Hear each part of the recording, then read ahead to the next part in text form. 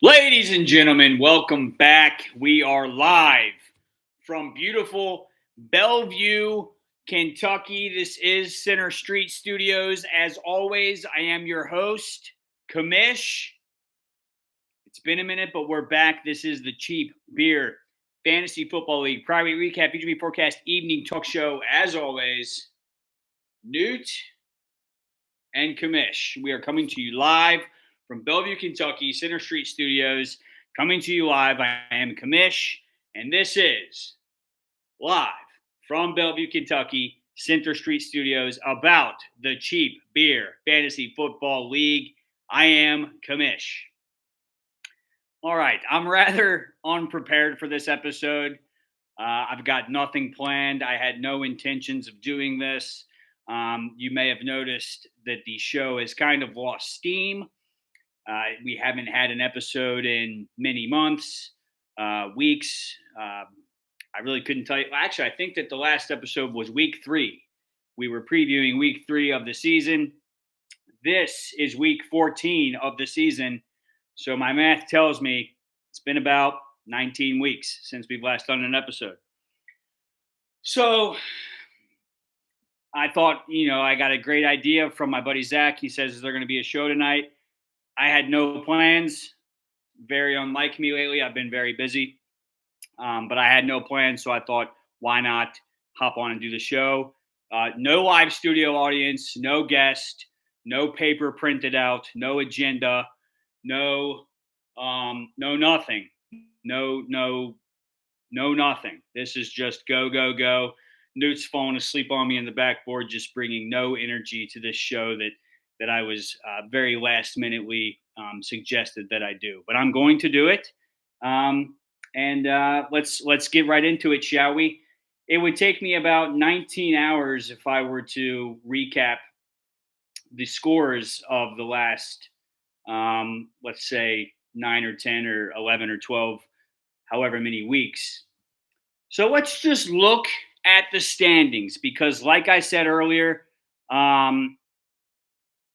we have some fantastic comments. Thank you to everyone commenting and watching. It's unbelievable that people watch this, but some people do. Really, only 9 people in the entire world should care about this. I've stressed that since episode 1, and I'll stand on that. No one really should be watching it. That's kind of the entire charm of the entire show because it only applies to this league. Speaking of this league, let's take a look at the standings brought to us by our friends at Keystone. It's a damn good beer. Let's look at the standings, shall we, in the Keystone division. Speaking of Keystone, number 1, currently sitting at the, I think he's the projected 2 seed in the playoffs. Number 1, that would be our good buddy Zach, a.k.a. Moose. He is sitting at a record of 8-5. His chances of making the playoffs are 100%. He is absolutely locked in. Congrats to you, Zach. See you in the playoffs. Number 2 in the Keystone division, none other than Dilly Donuts. Dilly Donuts also at a record of 8-5. Also a 100% chance of making the playoffs. He's locked in. Congrats to you, Dilly Donuts. See you in the playoffs. That's really where the Keystone division drops off because 3rd place belongs to Nate Dogg, 4th place belongs to Braden, and 5th place belongs to Corey. Absolute bottom of the Keystone barrel. It's not where you want to be, Corey, and quite frankly, really pathetic season out of you. Even if you win this week, you're just toast. You've been eliminated. 0% chance of making the playoffs for Corey. Measly 7% chance for Braden, and a very probably not going to happen 9% chance for Nate Dogg. One thing too, I just want you to talk about this Braden situation. You've had an incredible keeper for so long, Justin Jefferson. You get him in damn near the last round, and you just squandered it, dude. You've done almost nothing with it. God, it just needed to be said. We've all been thinking of it. We've all been thinking it. I just had to say it at some point, Braden. You've just squandered it, man. You've squandered it. But again, congrats to Moose and Dilly for punching their ticket representing Keystone in the playoffs. Let's move over to the Natty Division, which is still brought to us by our friends at Keystone. It's a damn good beer. Beer and mustache. Atop the division. Really shouldn't surprise anyone. That's me. I've been having a rather incredible year, 8-5. A lot of 8-5 guys in this league, actually, but I am one of them. I'm 8-5, and I have scored the most points. So I'm doing great, as expected, as we all expected. I'm doing very well this year. We'll see if it translates to the playoffs. It usually doesn't for me for whatever reason, but this could be my year. Very well could be. I've scored the most points. I'm currently the projected number 1 seed in the playoffs. So we'll see if my guys show up for the playoffs. But I am locked in, absolute 100% chance of making the playoffs, so I will be there. Speaking of playoffs, number 2 in the Natty Division, he is commenting currently in the chat. No one really likes him. He's still in the league, but we all root for him so hard to fail. But this year he has not failed. 8-5. That is Jordan Ponzer. 100% chance of making the playoffs. Jordan is locked in, unfortunately. Third place in the Natty Division. That is the Bodeman. Bodeman, record of 7-6. 99% chance to make the playoffs. Now, Bodie, if you squander this, that would be an epic collapse, one that would be inexcusable, incomprehensible, unforgivable, unforgettable, uncommendable, fireable.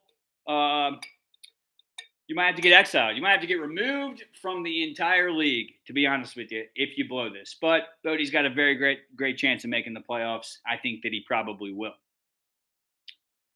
Fourth in the Natty, that would be Neely. Neely, record of 6-7, just under 500. 60% chance to make the playoffs. And fifth, bottom of the Natty Division, but still a potential chance of 24% to sneak on in. That would be none other than Meat Dog. Meatball. Nate Dogg and Meatball. Meatball sitting at 6-7. He does have a possible chance to make the playoffs. Here's another thing that needs to be said. Meat is the better cousin when it comes to fantasy football. He's better than Corey at it. He really is. I mean, Corey, handsome, successful. I'm not saying Meat's not handsome or successful, but Corey's got a whole lot going for him. But when it comes to fantasy football, that bloodline belongs to Meat. I think that we can all agree with that. Like I said, no preparation for this episode, no energy, no audience. I really feed off the audience, But I guess we could maybe take a look at the Week 14 schedule. Week 14 schedule. I myself, me, none other than moi, I will be facing off against Nate Diggity Dog. I'm projected to win by roughly 15 points. Good luck to you, Nate. Eat shit. I will win. And I am in the playoffs, win or loss, but I will win. So I'll most likely be the 1 seed. It's almost a guarantee. Moose is taking on Braden Bebop.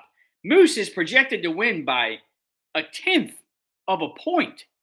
That is crazy, and that could affect playoff seeding, as whether Moose winds up the 2 seed, the 3 seed, the 4 seed, whatever seed you later.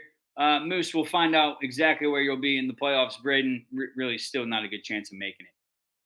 Speaking of the cousins, Meat facing off against Corey. And everything I said about Corey not being nearly as good at Meat, he is projected to beat Meat, which, who hasn't beat Meat? But Corey could potentially beat Meat. He's currently projected to win by about 0.5 point. So that's another real close nail biter right there. I almost said nail baiter, thinking about beating Meat. That's a nail biter between the two cousins there. But Corey is eliminated from the playoffs, which really means he's just playing to try and eliminate Meat from the playoffs. That's his only real motivation to even set the lineup this year. Moving on, we have Dilly Donuts versus Neely. Neely's projected to win by 7 whole points. That's pretty close margin of victory. We had a lot of close ones, except for me and Nate. I'm projected to win pretty handedly, but I've just been having a really good year. So no surprise there. But Neil is projected to beat Dylan by 7 points. And then moving on, we have Bo Diesel taking on Jordy Ponzer. And that's a 2.5 point game. So these projections this week, they're crazy. As we currently see kickoff take place here, we have the Detroit Lions tonight playing the Dallas Cowboys. If you have any of their players, you should put them in. But of course, it's too late now. So hopefully you already checked your lineups. It is week 14 after all. If I still have to remind you that the weeks typically start on Thursday, then you're dumb as hell. So hopefully you looked and you got all your guys out there and ready to go. I think that might do it. I think that might be the episode. I might finish this Keystone and watch this game and stay inside. It's cold outside. Christmas right around the corner. What else is right around the corner? I'll tell you, the playoffs. And like I said, I've been busy. December, another busy month for me. I got a lot of Christmas parties, places to be, things to do. But I will try and get on here and maybe do a quick recap once we have the playoff seeding completely set in concrete. And then, of course, as the playoffs go on, I will let you know who's winning, who's advancing. It is single elimination in the greatest fantasy football league in the entire world, the Cheap Beer Fantasy Football League. This has been another very, very successful episode, if I do say so myself. I see Evan in the chat. I did turn the Keystone light on earlier, and it's very blinding. Actually, I'll do it. Why not?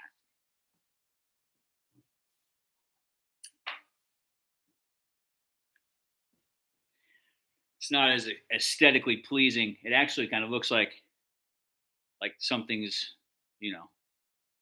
coming to suck me into a wormhole or something. Oh my God. Bright as hell. Well, I'm going to get off of here and maybe stare at that light for an hour or two and then try and go to bed, see what kind of dreams I have.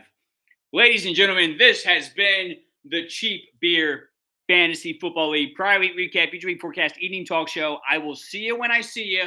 Could be next week. Could be 9 years from now. Time will tell.